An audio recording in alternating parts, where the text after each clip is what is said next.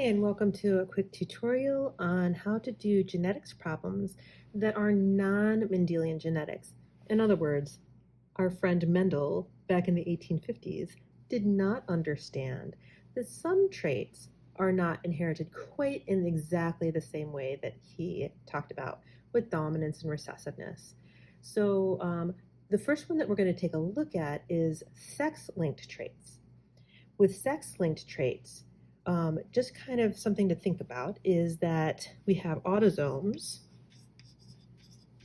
and those are the chromosomes in humans that are numbers 1 through 22. Those are the numbers of the chromosomes. But we also have two sex chromosomes, and the sex chromosomes in humans anyway are X and Y.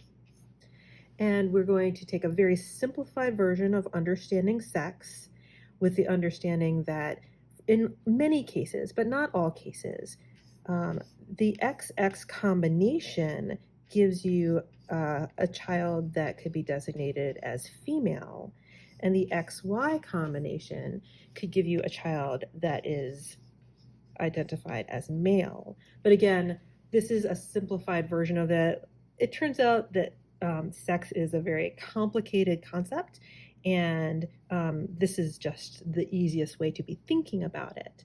So let's go ahead and step through one of the easy concepts, again, with just thinking about how XX is for female and XY, that's supposed to be a Y right there, designates male. So every other case where we're talking about the autosomes, we're talking about normal Mendelian genetics because the autosomes have the equal, it doesn't matter, remember we were talking about chromosome 1M and 1P, you get one from your mom and one from your dad, but they're basically have the same or similar content to them, whereas the X and Y chromosomes do have different content. So let's take a look at an example of how you would go through a genetics problem using sex-linked traits. And the first thing to acknowledge is that there are different genes on the X chromosome, and those genes can be dominant or they could be recessive. We're going to look at the gene for hemophilia versus having the ability to clot your blood. And this is the way we would write a gene for being able to clot your blood, because being able to have your blood clot in a normal way is a dominant trait. But on that X chromosome, sometimes they have the recessive trait, and that would be hemophilia. And hemophilia is the inability for your blood to clot. Now, if we only looked at these two chromosomes, it's not on the Y chromosome. But we do need to have a Y chromosome in our cross because in nature, generally speaking, you have a male and a female together. Those are, generally speaking, the ways that babies are made. But again, life is way more complicated than this. We're just going to stick with the simple version. So there's actually 3 different alleles that we need to write down. There's only 2 alleles for hemophilia, the dominant and the recessive, but we have to have a male in the picture in order for this kind of Mendelian genetics to happen. So let's say we have the mom is like heterozygous for hemophilia. Yeah? And let's see the dad, and okay, we've got another X here, but that just means the cross. So it gets a little confusing here, but that's okay. And then let's say the dad, let's say that he has hemophilia, right? But he's also a male. So we have to give him that Y chromosome, because when we go through the process of making gametes and we go through the process of the Punnett square, we have to remember that approximately half of those offspring will likely be males. And so if we don't put the Y chromosome there, then we don't have the possibility of having any boys. So again, doing this idea of the table of gametes, where we go through and we designate the gametes. And since this is absolutely a female here, or at least has the 2X chromosomes, we're going to give them the ability to make eggs. And here, we're going to give this one the ability to make sperm because they have the Y chromosome. Again, not everyone with a Y chromosome can make sperm. Not everyone with two X chromosomes can make eggs, but we're simplifying everything to understand Mendelian genetics, or in this case, non-Mendelian genetics.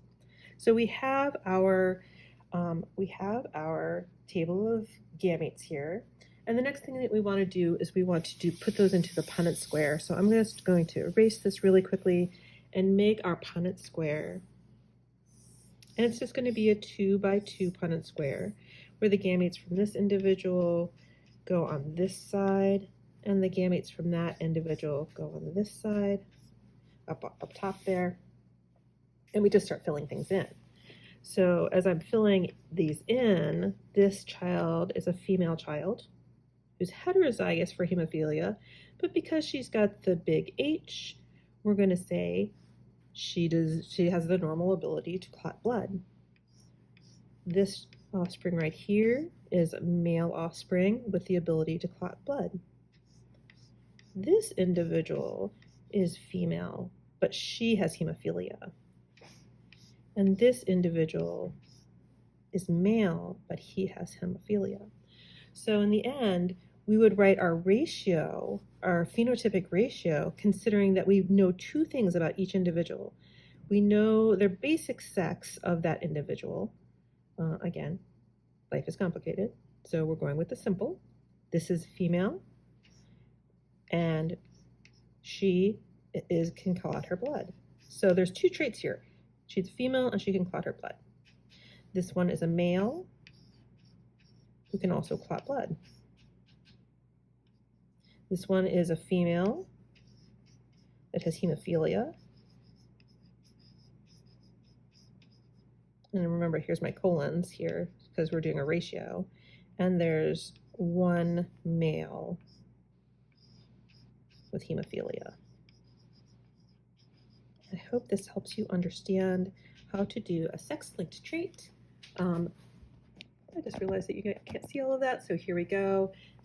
There's my final ratio, 1 to 1 to 1 to 1.